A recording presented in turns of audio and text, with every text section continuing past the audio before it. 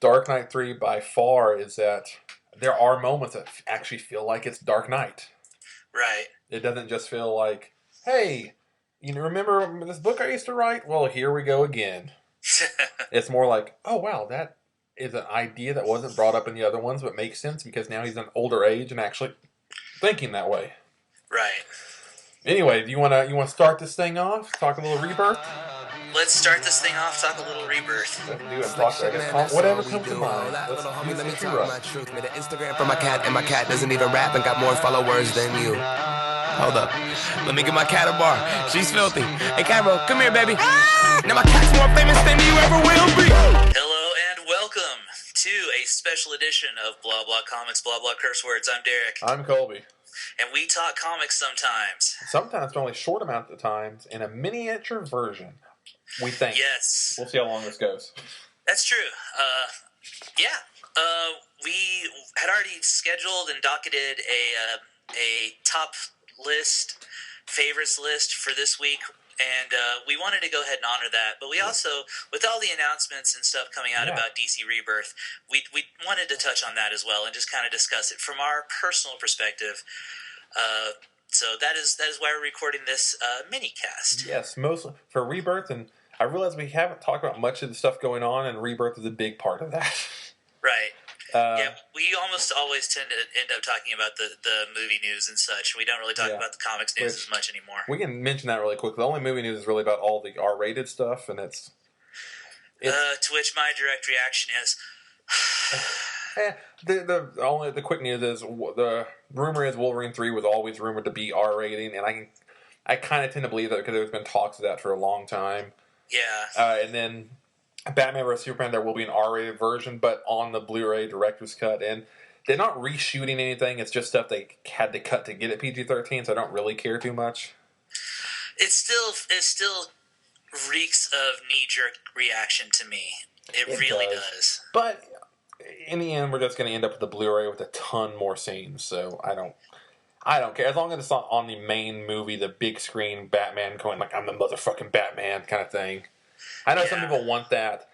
I don't really care, but I can see why. For at least right now, we don't need that. Right, exactly. So that's movie-wise news. I think that's all the only truly big stuff is we're getting more R-rated stuff, which we knew would happen, which I'm completely okay with. And I know you're a little bit different, but it's too early to really tell at this point. Because we don't know if they're going to completely ruin the movies by making them R, just goring them up, or if they're going to actually be true to the characters and be like, hey, well, this is an R-rated thing that we can't do in a PG-13, but we could do and then make the character better. Yeah, like I say, I hope so, but I genuinely don't know. I'm worried. I'm worried, but we'll see. Yeah, although I do think you could do some truly devious things with Luthor or Doomsday, since they're going to be in it for sure, with an R rating. Yeah, but you could also throw in a goddamn Batman, you know? But in fairness, come on, a little part of you would geek out if it's like, I'm the goddamn Batman. It would, but I would also be disappointed. But I would be geeking out in my disappointment. So it's the best. I'm a man of contrast. It's the best kind of disappointment where you're like, man, they did that, but the other party's like, oh man, they did that. Exactly. Yeah. But speaking of the reverse side, Rebirth, which for those who don't know, it's a slight relaunch. I know earlier we said it wasn't relaunch, and that's what they kept saying, but it turns out, surprise, it pretty much is a relaunch. And well, relaunch, yes. Reboot, no. Yes. And I think, hold on. Okay. Where were we? Well, Rebirth, it's a relaunch, not a reboot. Right. And relaunch, not a reboot. And I think relaunch isn't as bad a thing. Yeah. I mean, it's another slew of number ones which have a kind of a proven track record of not doing what everybody wants them to do. With the weird exception of Action Detective, which are reverting back to original numbers. Yeah, because I think DC finally heard the hue and cry. I hope DC finally heard the hue and cry of the longtime fans who really wanted to be alive when issue 1000 hit. And that's a big part of Rebirth, which we can talk about, is they are trying to go back to a very connective, legacy-heavy continuity. Right, which I'm fine with. There has been some stink made online. that I don't necessarily agree with, but I do want to address. There was an article on Comics Alliance about how this is more or less the death knell for, comics aimed at a more diverse group. If we're going back to legacy characters, what we're really saying is we're talking about, straight white male characters. Yeah. And on the one hand, I can see where the article writer was coming from. On the other hand, DC tried to give the internet what the internet said it wanted. It tried to come out with a really super diverse, line of comics with different characters, portraying different levels of sexuality, and it failed miserably. And I'm not saying woohoo, we're losing that because, you and I have been longtime proponents of DCU. Yeah. But the fact remains, it sold like shit. Yeah, and a lot of those characters will be brought over in different ways and stuff, and I'm sure they'll do some very intriguing things. But yeah, like you said, it's almost like the Scott Pilgrim or Snakes on a Plane effect of everyone online was saying they wanted this and how much they'd love it. And they got it, and they didn't buy the product. And the saddest part is the product was good. Yeah, it was the best DC Comics have put out since the launch of the New 52. Yeah. And for one, retailers actively pissed on it. It was definitely a situation where retailers cut off their own nose to spite their face because, admittedly, with the loss of Paul Levitz, DC has been trying some of the same shitty business practices that Marvel's had for years, but since they were trying it now, years and years later, after being very kind to retailers basically decided fuck DC and fuck their new initiative. So, a lot of it was lack of readership. A lot of it was lack of hand selling in the direct market, which sucks. I mean, frankly, that is terrible.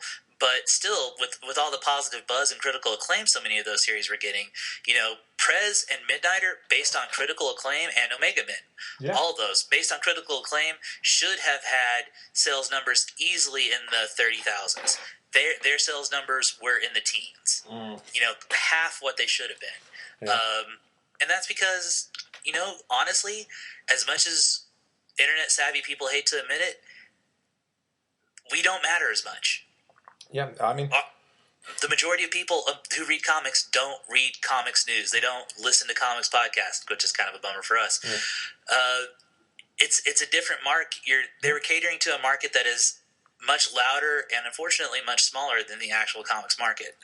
No, it is. And anyone who wants to argue that, just like you said, the proof is in the pudding. The sales numbers, they're the reason why Batman, Harley Quinn, Deadpool, Avengers, Justice League are always in your top 10. And they're the reason why it's dominant, and Iron Man and Spider-Man. They're the reason why people like that are always going to be there.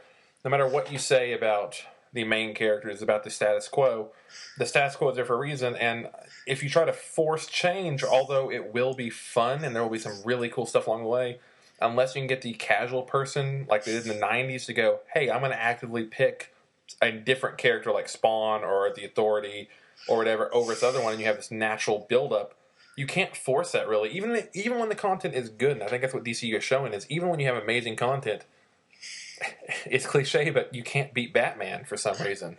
Well, not just that. It's not just that you can't beat Batman. It's that you cannot manufacture independent hits. Yeah, you can't. You can't force a Batgirl. You can't force a Miss Marvel. You can't force an unbeatable Squirrel Girl. Those things happen organically. And as Marvel has so recently shown us, even that level of organic fandom can be pissed away by shitty marketing decisions. Marvel run out. Unbeatable Squirrel Girl and Howard the Duck, I think, are the best examples, and we've talked about a lot of how a company can ruin what they have by just trying to make it more commercial by renumberings and big events and all this other stuff. We've mentioned it a ton. Unbeatable Squirrel Girl could have been this massive, massive hit. Marvel killed that book by trying to accelerate it. That and Ms. Marvel. I think Ms. Marvel is actually an even better example. Squirrel Girl's numbers have actually stayed relatively solid. I mean, in the low 20,000s. Yeah. But enough to not get it canceled. Ms. Marvel hemorrhaged readers after the relaunch. Yeah. I mean, you can't expect people. You can't expect people to pick up new number ones when it feels right. I mean, I think relaunching right now on some books because a lot of the main titles kept their New 52 runs, they kept the bigger numbers, it's okay. I mean, if you're in the 20s, 30s, 40s, 50s, I think it is okay to do a renumbered one, so you feel like whether you want to call it seasons of comics or whatever, right. I think it's okay. But when you're at issue 5, issue 7, if you're not even at double digits yet and you've had 2 relaunches, how in the world do you expect people to think it's special? Right. And we probably should have put this disclaimer at the top of the show, but I mean, at least we're mentioning it somewhere.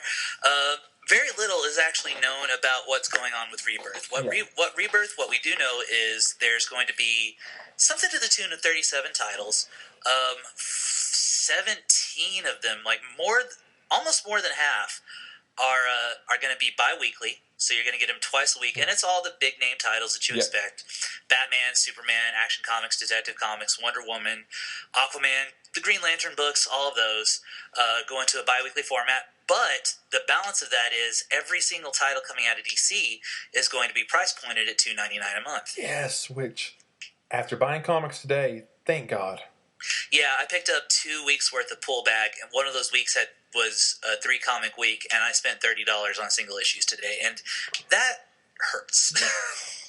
I mean, when it comes to books like we may talk about it more later, but Dark Knight or Neil Adams' Superman, stuff that actually feels special and doesn't happen that much, I can understand a crazy price point. That's a thing, but every book being $3.99 or $4.99, you can't sustain that.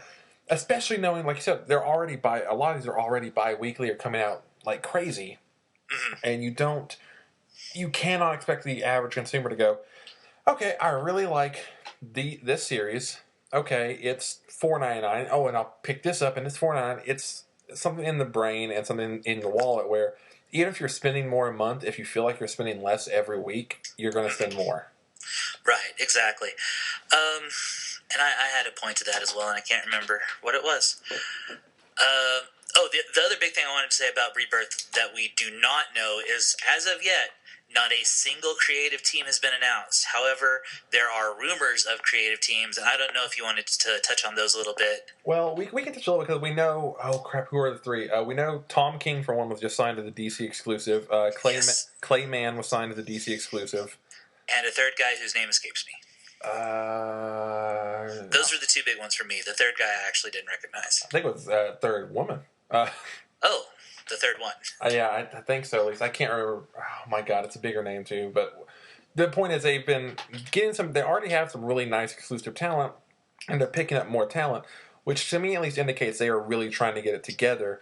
And all hints are they want a more cohesive universe because that's what people want right now. Well, that and. Honestly, Tom King is a huge get.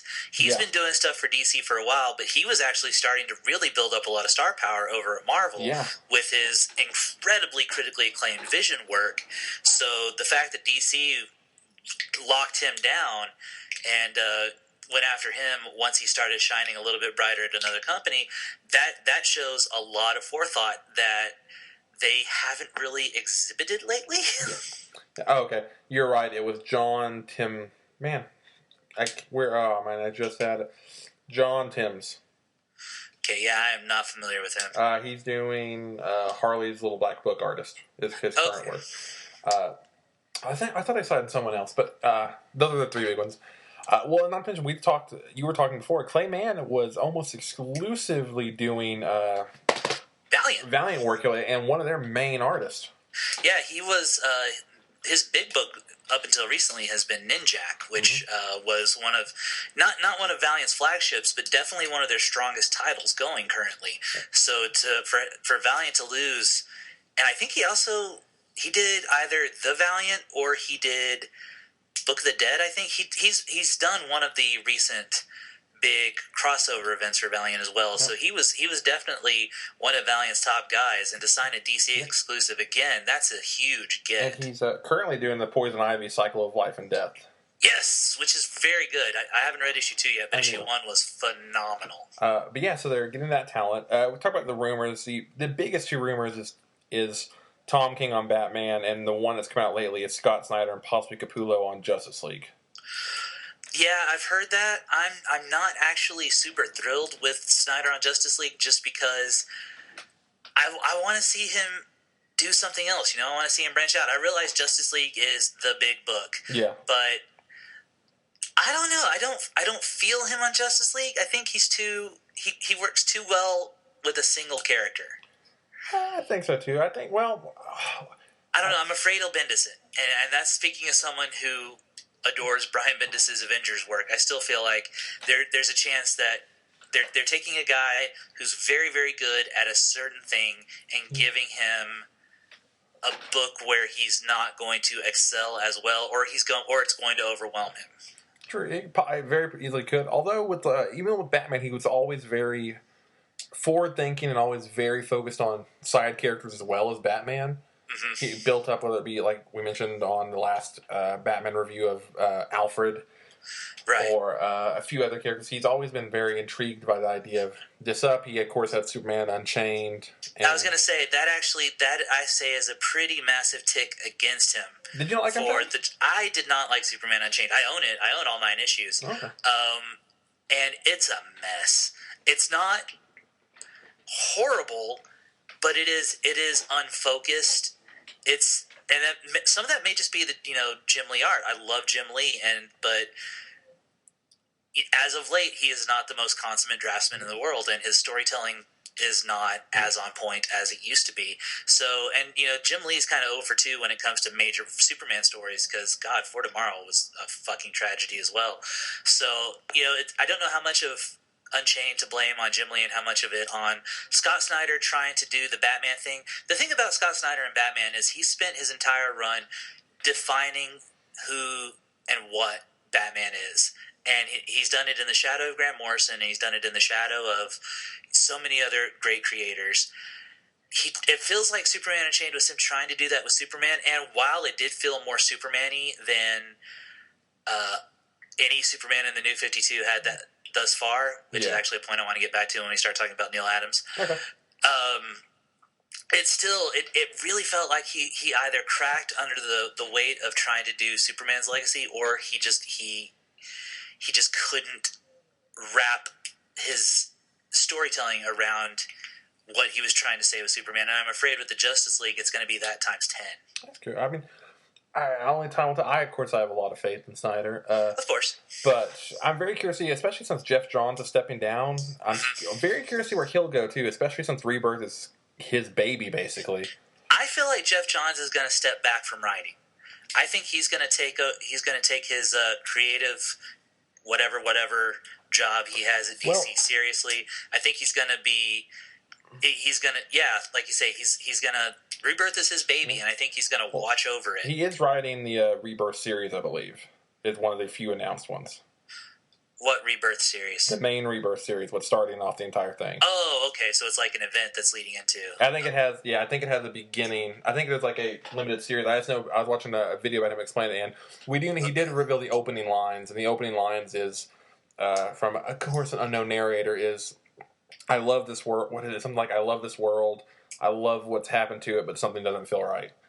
Huh. And that's basically the opening to it. That's cool. Yeah, I hope that works, and I hope that people respond more positively to this than they did to DCU. One more I want to really point out, another rumored creator that has me actually very, very excited is the rumor that Marguerite Bennett is going to take over Wonder Woman. Yes, I have heard that. That could be very interesting. Yeah, I will buy that #1 so hard. I'm not a huge Marguerite Bennett fan. I follow her on Twitter. She is an absolute delight. She is a sweetheart and a half to just read her Twitter. I did really adore her first issue of Red Sonja. I thought it was really fantastic. In fact, I remember talking about it on the show a few weeks ago. Insects didn't do anything for me, but it wasn't for a lack of craft. It was very clearly a story not made for me. My wife really digs her Bombshell's work. Yes. Angela, I've been reading the Secret Wars mini. I didn't read her collaboration with Karen Gillan on it. I did love that. I'm sorry? I love the collaboration with Karen Gillan. Right, and apparently the current series is also holding up very well. It's not selling well, but it's very well written. So she's got a singular voice, and I personally would really like someone with her chops and her voice to take over Wonder Woman. So if that's an announcement that's true, I know for a fact I will be buying Tom King Batman and Marguerite Bennett Wonder Woman when they hit the stands for sure. And put a little, we haven't mentioned this, DC Universe Rebirth #1 comes out May 25th. And take this as you will. So in an interview, Dan DiDio was quoted saying, this exact quote is, Rebirth #1, it's going to have what I believe is the single most controversial scene in DC Comics in all the time I've been there. Yeah, I heard that, and my first thought was, what, a couple getting happily married? Well, that, maybe. So the scary thing about that is all the crap that's happened under him and around him. Mm-hmm. Yeah, you got Sue Dibney stuff around that time where he was technically still part of the company. Well, and then Identity Crisis. Identity Crisis was his baby. Yep. So, but then again, so was Blackest Night, and Blackest Night basically made Dan DiDio a made man in the same way that a mob, killing a certain person gets you made in the mob. Blackest Night got DiDio made for DC Comics, and it's a position he's been riding ever since. I don't know. I when I went to the comic book store today, I actually meant to ask my local retailer, Comic Pop, what he thought about the Rebirth announcement, so I could get his perspective. And unfortunately, he was super busy, and I just didn't get a chance. But I am dead curious. Seriously, guys, if we have any retailers or retailer adjacent listeners in the audience, I am so fucking curious what the actual, now that we know what Rebirth was, because we all mocked Rebirth on its initial inception announcement, with the blue curtains and the sign. We all thought that was utter shit and that DC was digging its own grave. But now that we've got the a little bit of an idea of what's going on, is there positive talk in the comic stores again? Are people curious at all as to what's going to be happening, or is it just more of the same? What my biggest thing about the entire relaunch, reboot, whatever it ends up actually being, is we were texting about this. Is the fact that it seems like they're purposely, and they probably are, while Marvel is going more and more into trying to change the characters and just drastically change them for change's sake, or some of them making sense, but drastically altering what the idea of these people are, what they're doing, and what they're known for, and also doing hero versus hero. It's very intriguing that DC seems to be going back on, we want a legacy. We want Batman, no matter who is under the cowl, will always be Batman. Same thing with Flash, with all these characters. That's what they're going back on, and back on what they stood for, what brought them to the dance, and that they are going to fight evil. They are the good. There is evil that they will fight. So it's very odd to see the companies now, where last year they were basically doing the same event. Mm-hmm. This year they are going completely different directions. Right.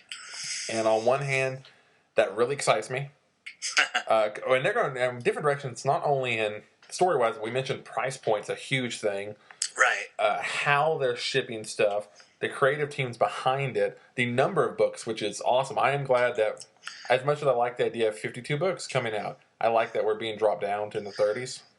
Well, and Marvel's currently publishing something to the tune of 75, which is just untenable. It is completely untenable to try to keep up with the Marvel Universe at this point. It really is. I mean, and that's what I think what all of Rebirth is going back to, is they are seeing the trend that people love the connected universe, mostly because of movies now, but people want that in the comics again.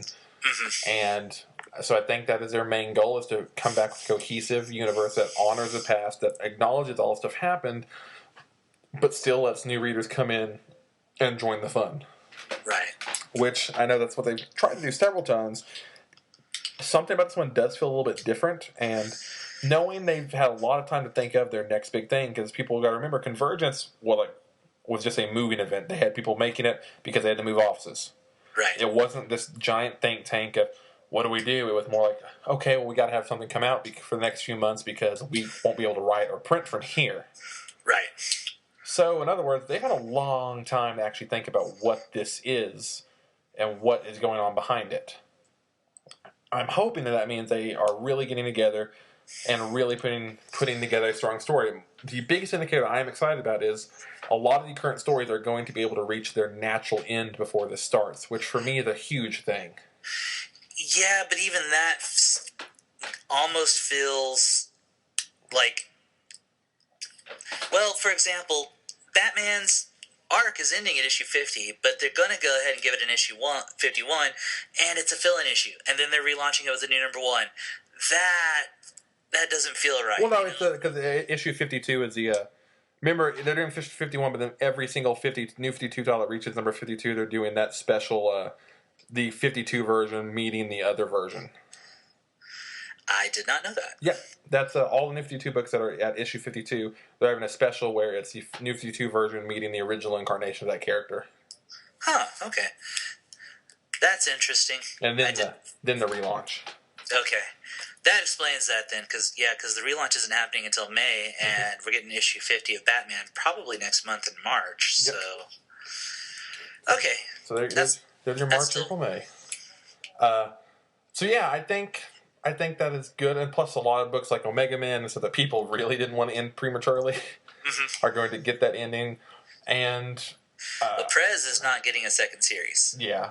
And that bums me out, because it was supposed to be a 12-issue miniseries. It was split into 2 6-issue miniseries, and then it only got 1 6-issue miniseries. Yeah, there will always be, sadly, just because sales, it's an economy, and like anything, sales will dictate that, and right. People, for whatever reason, where Omega Man and a few other books people really got behind, Press just didn't have that cult fan base that really stood up for it. They had that fan base, but there weren't enough people, online yelling about, don't you dare cancel this, don't you dare take away 12 issues, or where Omega Man, the first mention of not having 12 issues, people were like, no. Yeah, that's true. So, and it's a bummer. I will say I'm quite happy that at least it seems like Hellblazer is going to make it through. Yes. I hope they maintain their creative team. They might not. Too. The other big rumor I've heard is that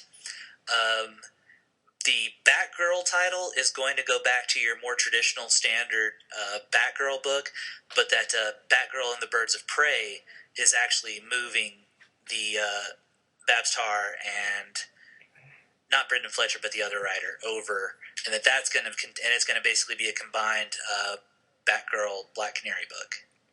You know what? Knowing how sells for that, and once again sells and the following, that makes sense if they're going, because those are so popular that you can't ignore it.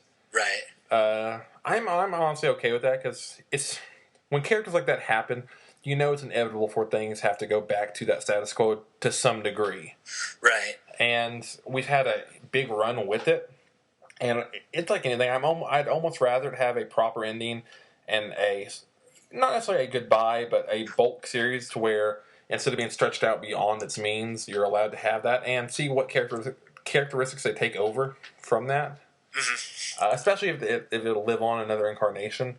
I'm completely fine with that, especially knowing, the reality is they're launching their movie universe. They are wanting to have these characters recognizable to the person who just saw the movie, to where at least they can look at the cover, even if the character's completely different, and go, oh, I saw her in the movie. Right. And apparently, I don't know if it's just been finally confirmed, but it's, the Jenna Malone Batgirl news has been making ripples and waves in the last couple of days. Yep, and there's also that picture Snyder tweeted out with Momoa, and in the background you can see the Flash, the bulk of the Flash costume for the Justice League film. Yeah, Grant Gustin's Flash. See, I think he acts well. We've been over. It still feels too TV for me. I can see why it's not the movie universe. I love the Flash so much. I do too. I'm not hating on Flash. I finally got caught up on the two episodes, and and just blown away by how good they were. Did you see the picture of the Flash Supergirl crossover, the set pick or anything? Yeah, I've seen a couple of those. Yeah, I haven't watched Supergirl yet. I need to, because it looks like a lot of fun. But I am seriously crazy stoked for that crossover. It's cool. It's weird that the DC TV universe, at first they were constantly like, we're not, they're not going to cross over. We're not going to cross over. We've had Constantine crossover, Supergirl crossover. Thank God Gotham can't cross over because of time. Right. Unless they introduce some kind of time travel stuff. Right. Well, and that's the thing, is that Constantine actually does take place in the Flash Arrow CW verse, but it's actually, from what I understand, it's due to the 52 universe portal shenanigans that Flash and Supergirl are going to cross over. It's actually just Flash crossing over into Supergirl's show because he can travel through dimensions. So Supergirl is actually a separated dimension from the CW verse, but Flash can make an appearance on occasion. Okay, see, I just don't want Gotham touching any multiverse that they're in. Oh, absolutely. No, like I say, as far as I'm concerned, the CW verse is Earth 1. We've already introduced Earth 2 in the CW verse. Yep. The movie verse is Earth 5 or something. Supergirl is Earth 10, and Gotham is Earth 20,060. Yeah, it's just leave it out. Really quick movie news. Did you hear about oh my god, I can't remember who said it. One of the producers of the Image Officer Down film, what he said about that film. No. He came out saying that it was going to be better than any Marvel or DC property we have seen or will see. So, yeah. Sure. Yeah. Okay. If they want, once again, Officer Down has some cool people behind it and some interesting choices. However, does anyone in the world care about an Officer Down film to begin with? I don't even know what that is. Yeah. See, exactly. I saw it's a Joe Casey run. Oh, okay. Which the fact that it's a Joe Casey one that I've never even heard of doesn't help it really. Right. Yeah. And it's an Image title that I'm even a sucker for old '90s and early 2000s nostalgia Image, and I've never seen it. You say Officer Down to me, and I think about that not very good Jim Gordon got shot crossover of the Batman titles during the Brubaker Rucka run. Yeah, see, that's definitely not it. And I don't know. I don't even know what it's about. I know I'm judging something that I haven't even seen really, but when it's a comics related film and no one seems to have heard of it, especially knowing what Image has to work with. I mean, and they keep on billing it as an Image film.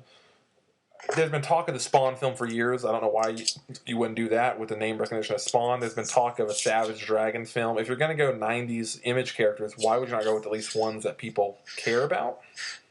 Yeah, I mean, fuck it. Give us a Wetworks film. Yeah, I mean, seriously.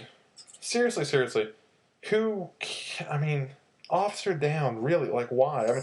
I mean, I just Googled to see, and yes, Officer Down, if I type in Officer Down comic, the second result is Officer Down Batman.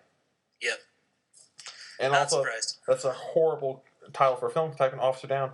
You basically just get a bunch of news reports about Officers Down and older other movies named Officer Down. So that's also a Google problem there for you guys. Yep. That is actually why we changed the name of the comic from Streaming to Legends of Streaming, was to make it easier to Google. Yeah, that's a thing that's very important to have. Oh, I'm sorry, but it's spelled slightly different. That's right, it's Officer Downe. So. Oh. See, based on the graphic novel, a police officer who can't be stopped by death returns to the streets time and time again to fight crime. Cool. Yeah, it sounds awesome. If I remember right, Clown from Slipknot is directing that. That's not a joke. That's like the legit thing. Huh. So, like I said, interesting. I'm looking at pictures of it, and I've never. Oh, by the way, that producer that said that was also the director of Ghost Rider 2. Oh, one of those guys. Yeah, those guys also did the Crank movies. So, yeah, if that just inspires you, that's interesting. Yeah, sorry, I can't even fake enthusiasm for it because I'm just more like, really? Yeah, I'm right there with you, bro. I got nothing. When you have Valiant trying to launch their universe whenever they do, when you have all these other awesome superhero films come out, can you really say Officer Down, even if it's an amazing movie? Really? Like, it could be a million times better in every film. I'm sorry, I don't know if anyone's going to care. Yeah, I got nothing, man. I am the nadir of interested. Whatever the 180-degree polar opposite of interested is, that is what I am. Let's see, when did they even come out? I'm trying to find it. I know, okay, so it's Joe Casey and Chris Burnham, actually. Oh. It started off, looks like a one-shot. If it was just a one-shot, I'm going to be even angrier. Was it part of the Image Firsts run?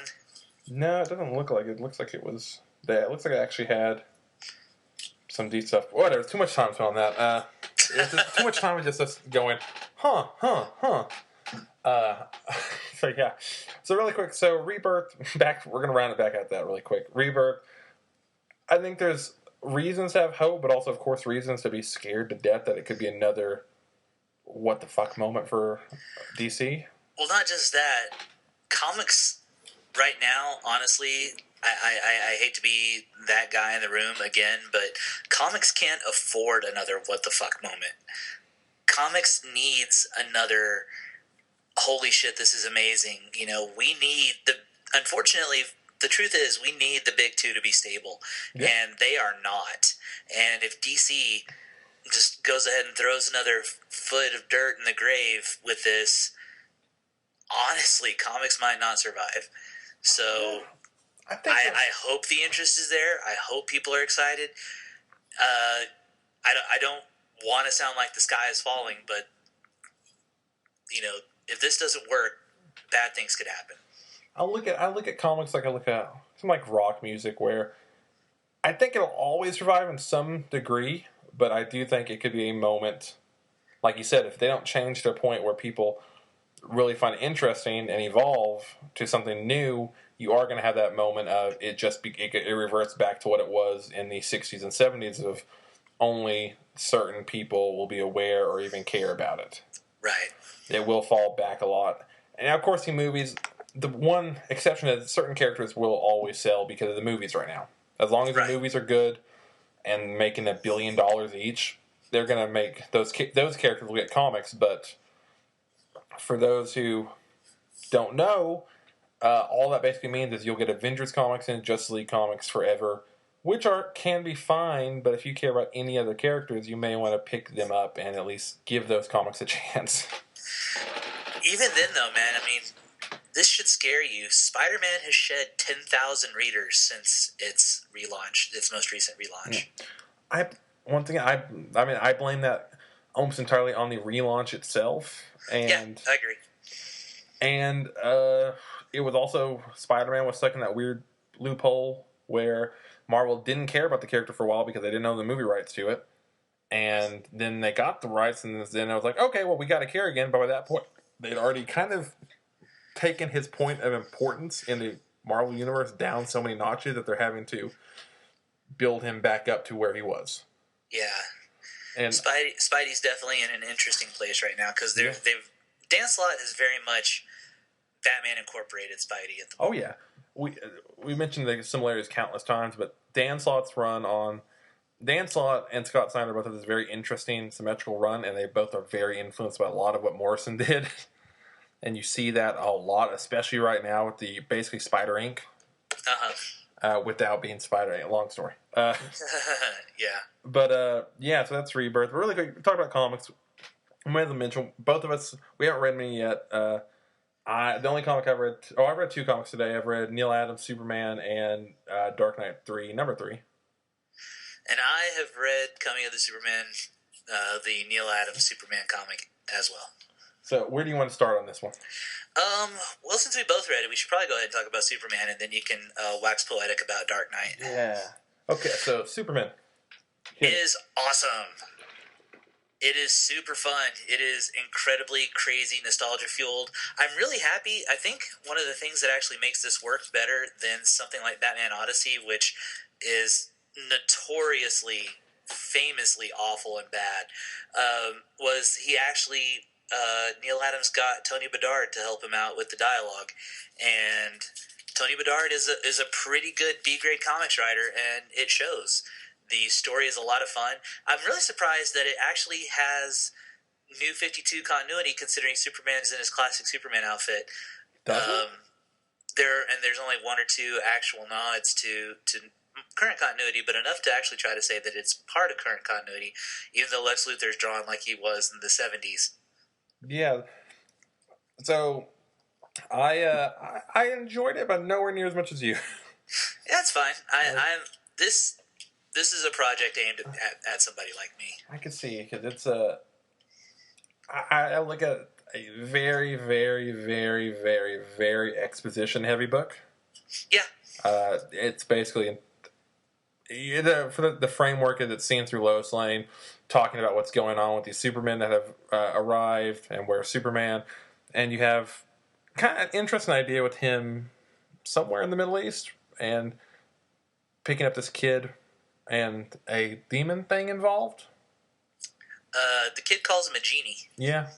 So. And yeah, I much like Batman Odyssey, I'm not entirely sure what's going on, but unlike Batman Odyssey, I feel like I will by the end of the series. Like, I feel like there are mysteries being set up that will be solved.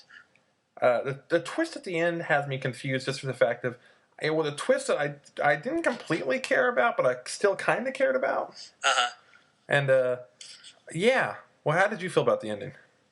I'm curious. It feels more like this is a mystery that will be solved by the end of the series. Whether it will be solved to my satisfaction or not is a great question.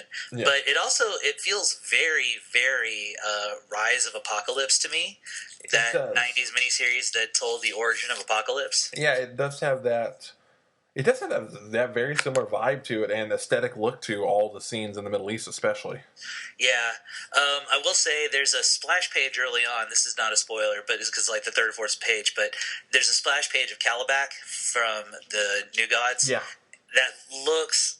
Oh, he is so heavily Kirby in that shot. Yeah. That honestly, it's one of those things where, if you do Kirby right, I'm probably going to give your book a pass regardless, and that won a lot of goodwill from me.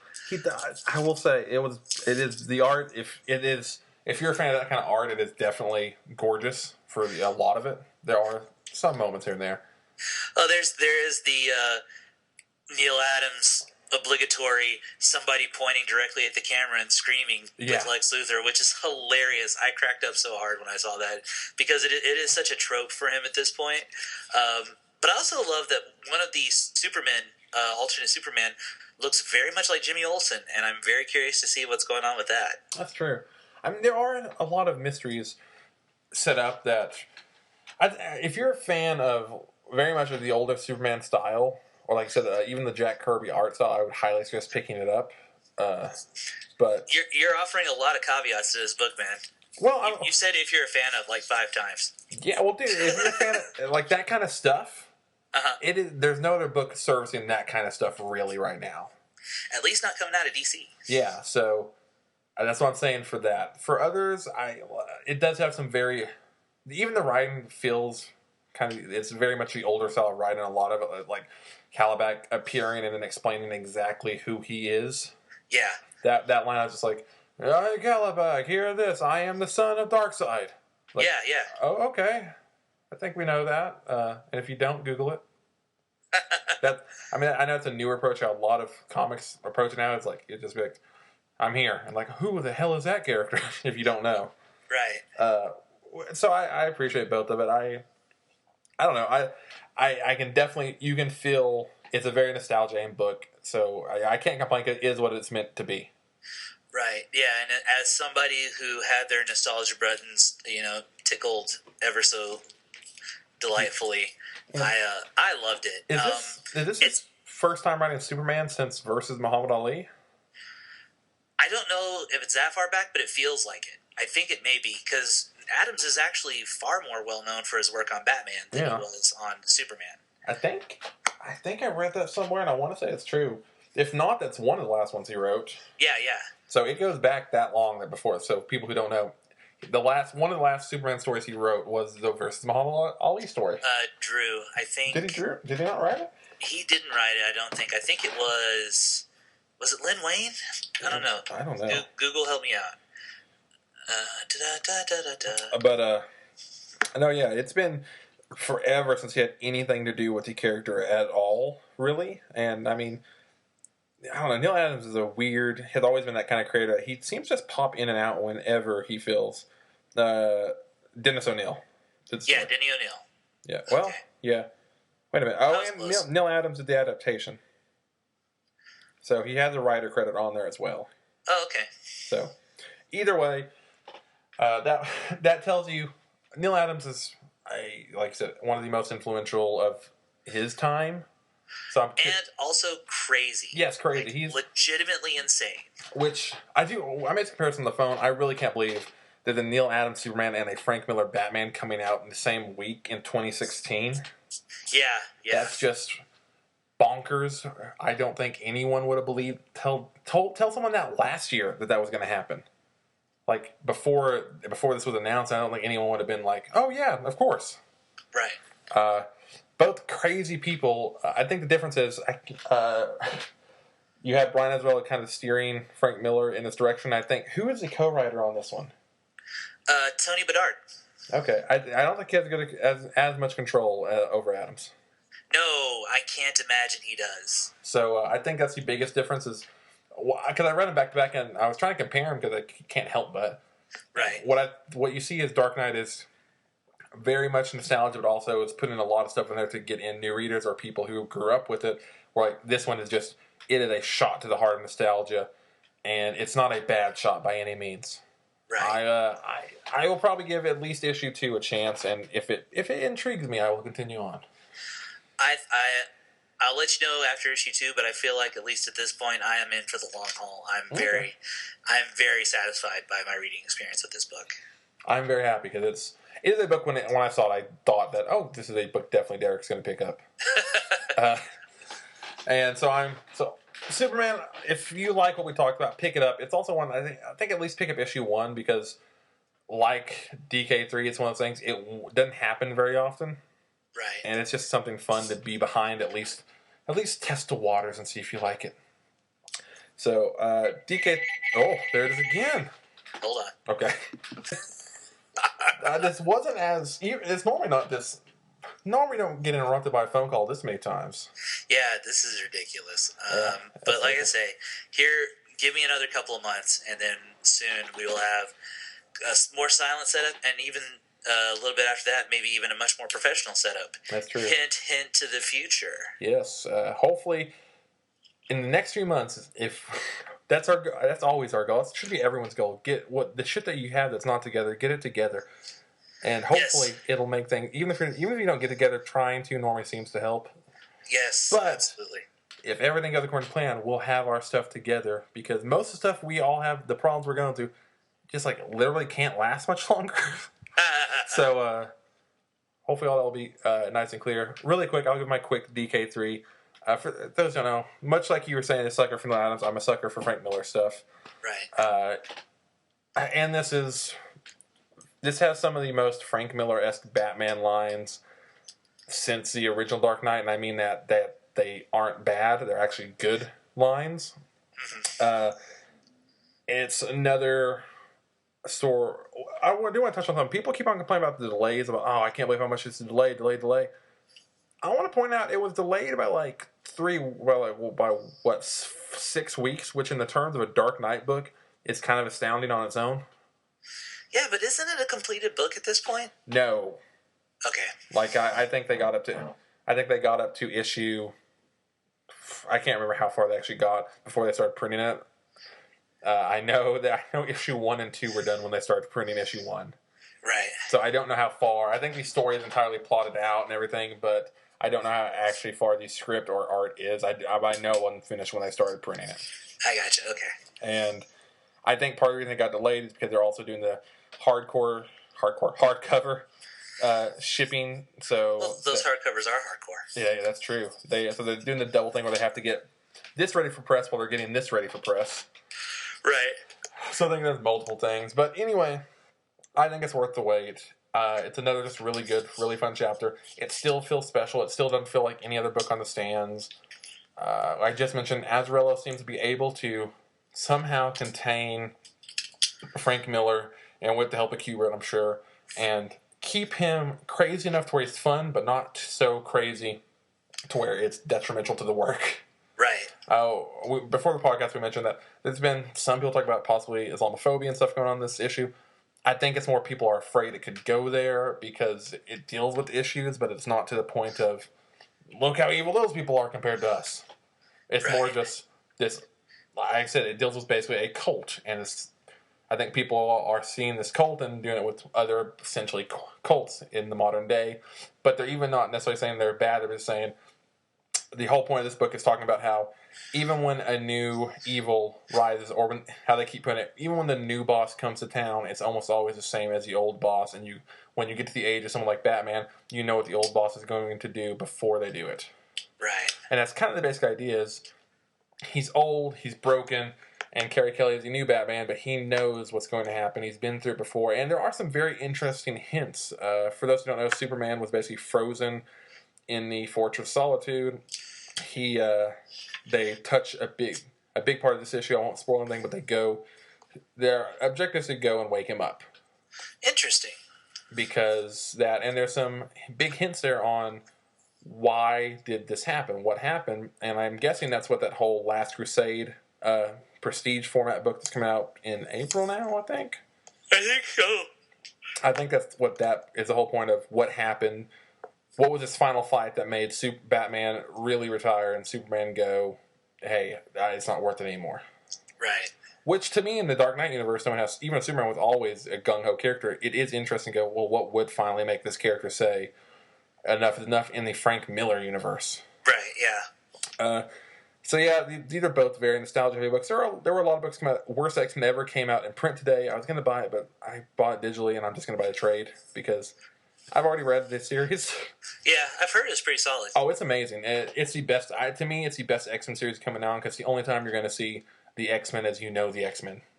Right. If you want Wolverine and Colossus and Kitty Pryde and Rogue, and you want the version that you've seen on TV, that you've seen in the movies, this is the only book on the stands you can get those versions. Because it's sure than extraordinary, it's sure than uncanny. I think those books have their own good merits, but that's a weird thing to me.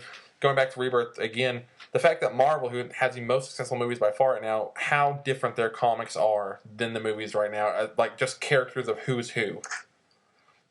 Which on one hand, I'll hand it to them. On the other hand, it's like, why the hell would you do that? Right, yeah. I mean, it's interesting. Like on paper, it's interesting that, what if Falcon was Captain America? What if she was Thor? What if the Extraordinary X-Men were made up of Old Man Wolverine and not Age of Apocalypse Colossus, but essentially Age of Apocalypse Colossus and Nightcrawler? Right, yeah. What if all these characters were there? What if X-23 was Wolverine? You know what? It's kind of interesting, but at the end of the day, so many of those changes just feel superficial. Yeah. And they're not doing it because even Dick Grayson's Batman, it felt like a different Batman. Bucky Barnes as Captain America felt like a different Captain America. A lot of these characters, they're just acting like the old characters in a new skin. Yeah. I have feelings about one of those in particular, but now is not the time or the place to delve into them, especially since I haven't really articulated it to myself either. But that might be something to touch on a future podcast. Well, I will say, we've gone almost an hour. We have. For our mini-cast, which is really only supposed to be about half an hour, we are hanging out at the near hour mark, so we should probably go ahead and sign off. Yeah. Everybody, we would love to hear what you think about the potential of Rebirth. Go ahead and shoot us an email. You can email us at blahblahpodcast, all one word, at gmail.com. You can hit us up on Twitter. We are at blahblahpodcast on Twitter. I am at Voodoo Ben. I'm at Hellhound F5. Or you can find us on Facebook, Blah Blah Podcast on Facebook. And yeah, especially if you are involved in any form of comics selling, we really want to know what the buzz is right now. Now that Rebirth has been revealed. Yes. See what I did there? I do. I like it. Really quick. Do you want? I think we have some personal plugs we can do. You just got back from Lubbock Comic Con. I did. Yeah, we had an amazing show at LubbockCon. It was a one-day show, probably our most successful one-day show. We sold a ton of our first issue. We will have our second issue out by Yellow City Comic Con in May of this year. Derek's been drawing like hell on that. I just finished the script for issue 3 and started working on the script for issue 4. We're going to actually try to do the last 3 issues in kind of a bulk and get those out as quickly as possible so we can start pushing for a trade, collecting our first story arc. Nice. Yeah, I'm excited for that. That's awesome. Thank you. That will be cool. I'm all my writing has taken a backseat for a little while. For those who don't know, I've been talking about it on my Facebook and Twitter. Once again, go follow us if you want to keep update. But So those have taken backseat. Crescent Rose material, of course, has taken a way backseat for other reasons. But my first, I guess, technically is solo album I released the release date and cover art today, which I'm very excited about. It was beautiful. I can't wait to start hearing these unreleased tracks as you start leaking them and putting out demos. Yes, for those who don't know, the name of the album is Vaughn. It is coming out June 8th of this year. So go look at the cover art now, and the first song should be released soon. And dude, seriously, sometime this year, you need to compose us a theme song. I really should. I can't believe I haven't yet. For a long time, Nathan and I were working on one, and we kept getting distracted, and I can't remember. I may be able to salvage wherever that is. But we got a lot of stuff there. But yeah, for those who don't know, go check that out because I like it. And like he said, it's such pretty artwork. I'm so happy about it. It looks good, man. It's very sharp. It is. It looks so pretty. It looks like any ad you'll see everywhere. Are you releasing it under Colby Cudney? Are you releasing it under Crescent Rose? Are you coming up with some kind of stage name for yourself? Who knows right now? Definitely not Crescent Rose. Crescent Rose is one day I'm hoping will come back. So that's a whole other thing. So this is and I want to keep it separate because it's stylistically completely different from that work. This is much more of me going with electronic rap and goth and other stuff that we kind of touched on in Crescent Rose, but stuff that I love and stuff that I feel more comfortable doing by myself. Awesome. Because I definitely can't do what instead of trying to just do a copy version of what two people could do in Crescent Rose and do it by myself, I'd rather focus on what my strengths are. I think that's fantastic, man. Like I say, I'm very excited to hear it. I am super happy for you to be getting back into music again. You have no idea how proud and excited for you I am. Yeah. So basically, Legend of Streaming and Vaughn, go check both those out, and hopefully, who knows where they'll lead. Hopefully, sometime in the near future, you'll have them both and like them both. Yes, that would be awesome. But yeah, hit us up. The Facebooks, the Twitters, the email boxes, and check us out next week when we come back and blah blah comics, blah blah swear words. Good night, everybody. Bye.